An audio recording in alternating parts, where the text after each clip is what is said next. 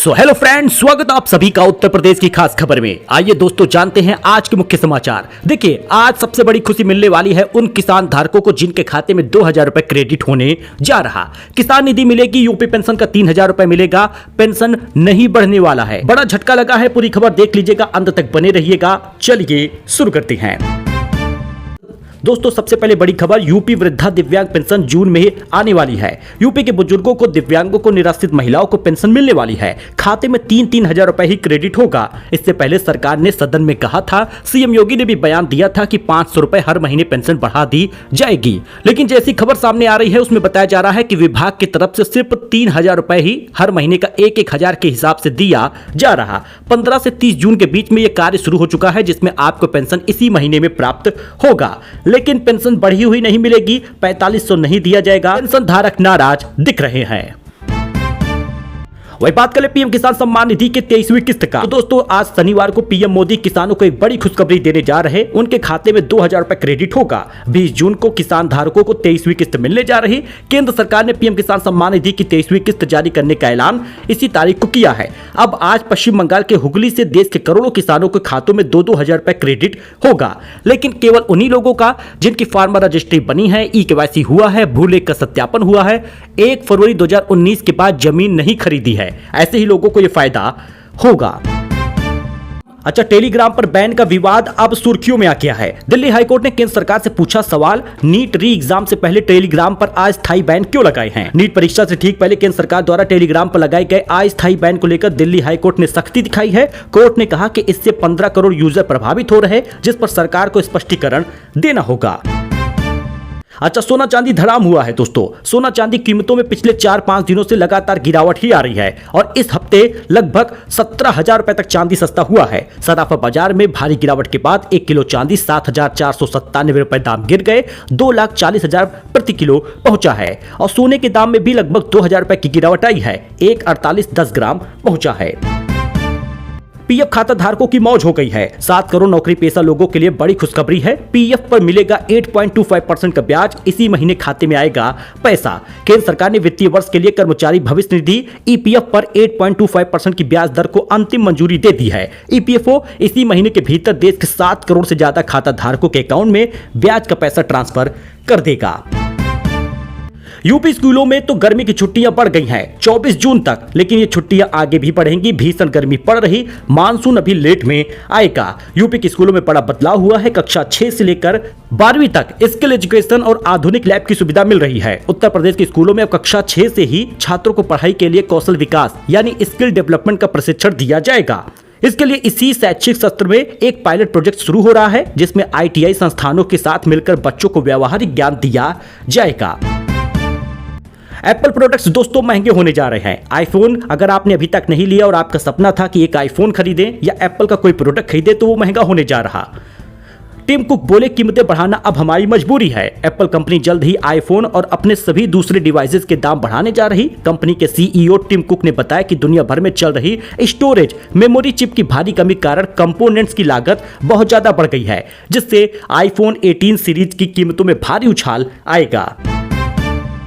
दुनिया की अनोखी खबरें देख लीजिए। दुनिया का सबसे पुराना जीव जोनाथन कछुआ हुआ 192 साल का। वहीं मोबाइल की लत छुड़ाने के लिए एक गांव ने इंटरनेट ही कर दिया बैन। सेंट हेलेना द्वीप पर रहने वाले जोनाथन कछुए ने अपना 192वां जन्मदिन मनाया है। दूसरी तरफ मोबाइल और सोशल मीडिया की लत से परेशान होकर एक अनोखे गांव ने बड़ा फैसला लिया। रोज रात को पूरे गांव में इंटरनेट बंद करने का नियम भी लागू कर दिया गया है।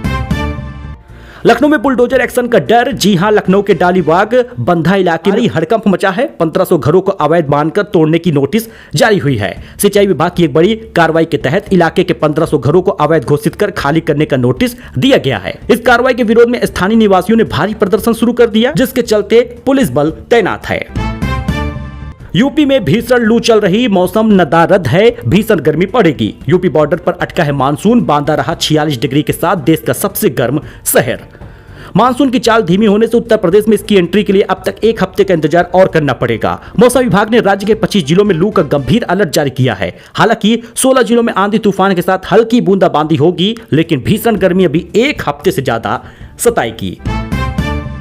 मानसून अटका है। देश के 19 राज्य बारिश के लिए तरस रहे हैं। यूपी समेत 7 राज्यों में पारा 40 के ऊपर है। केरल में दस्तक देने के बाद मानसून पिछले 5 दिनों से उत्तर प्रदेश छत्तीसगढ़ के बॉर्डर पर अटका है। सैटेलाइट से देखा जाए तो बादल कहीं दिख ही नहीं रहे, जिससे देश में सामान्य से 41% कम बारिश हुई है। महाराष्ट्र गुजरात में स्थिति सबसे खराब है। सामान्य से करीब 78% कम वर्षा हुई है। पीएम मोदी का विदेशी दौरा। दोस्तों, पीएम मोदी का 6 दिवसीय विदेशी दौरा खत्म कर फ्रांस के राष्ट्रपति मैक्रों ने हिंदी में कहा, भारत फ्रांस की दोस्ती अमर रहे।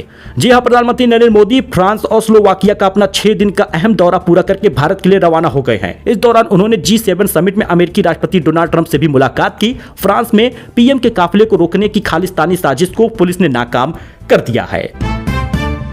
अमेरिका ईरान ऐतिहासिक समझौता हो गया है। अमेरिका और ईरान के बीच युद्ध विराम समझौता लागू हुआ। डोनाल्ड ट्रंप बोले, ईरान ने बिना शर्त किया है सरेंडर। दोनों देशों के बीच चल रही जंग को खत्म करने के लिए फ्रांस के वर्साय पैलेस में ऐतिहासिक समझौते पर दस्तखत हो गए हैं। डील लागू होते ही अमेरिका ने ईरान की नौसैनिक नाकेबंदी हटा ली है, जिससे होर्मुज स्ट्रेट में जहाजों की आवाजाही तेज हो गई है।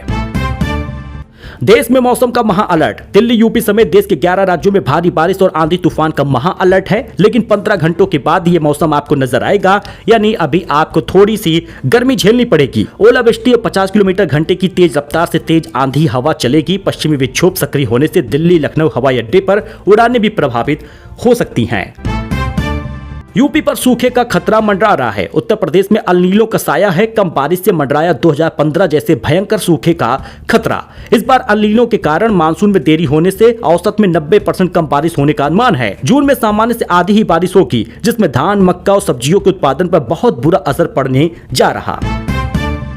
यूपी सामूहिक विवाह फर्जीवाड़ा सामने आया है। दोस्तों, यूपी के अमरोहा जिले में मुख्यमंत्री सामूहिक विवाह योजना में बड़ा फर्जीवाड़ा देखने को मिला। 2200 आवेदन निरस्त हुए हैं। सरकारी लाभ पाने के लिए करीब 1500 लड़कियों ने दोबारा शादी के लिए आवेदन कर दिया। जांच में पोल खुलने पर प्रशासन ने कुल 2200 फर्जी आवेदनों को तुरंत निरस्त कर दिया। बाकी बचे 800 आवेदनों की गहनता से जांच की जा रही है। देखिए, टाटा मोटर्स की गाड़ियां 1 जुलाई से महंगी हो जाएंगी। कॉमर्शियल वाहनों के दाम 2.5% तक बढ़ेंगे। इस साल कीमतों में यह दूसरी बार बढ़ोतरी हो रही है।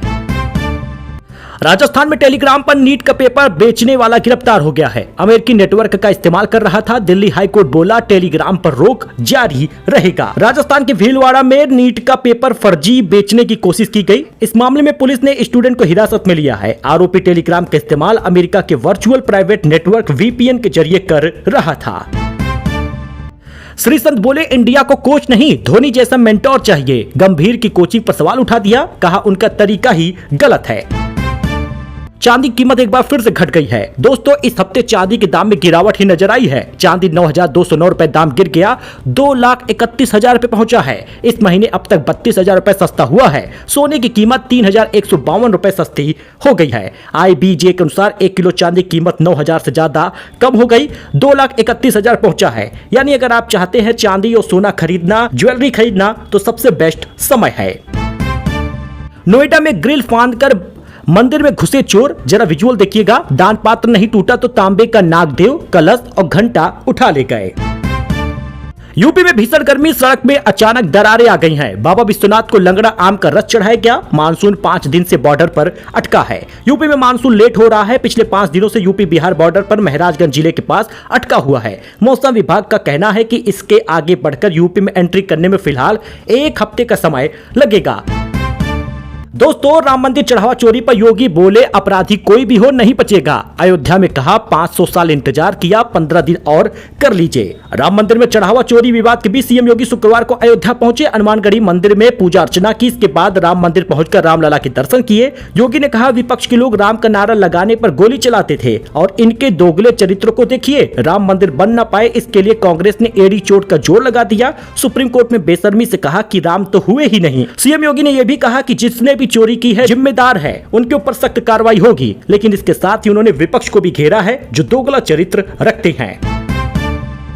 एक साथ 5 सिस्टम मानसून को रोक रहे हैं। अरब सागर, बंगाल की खाड़ी से नमी वाली हवाएं आगे नहीं बढ़ पा रही। 19 राज्य बारिश को तरस रहे हैं। 15 दिन से 19 राज्य बारिश के लिए तरस रहे। 8 जून से तेलंगाना में अटका है मानसून। 11 दिन हो गए हैं, ये आगे ही नहीं बढ़ रहा। इन राज्यों में 60% तक कम बारिश रिकॉर्ड की गई है। इस वजह से एक ही समय पर 5 अलग अलग सिस्टम एक्टिव हो गया है। 1 से 18 जून के बीच देश में सामान्य 38% कम बारिश दर्ज की गई है। सो दोस्तों ये छोटा अपडेट था, नई जानकारी थी, आपके काम की खबर थी जो लेकर आते हैं डेली। ऐसी खबरों के लिए आप हमारे साथ जुड़े रहें। धन्यवाद।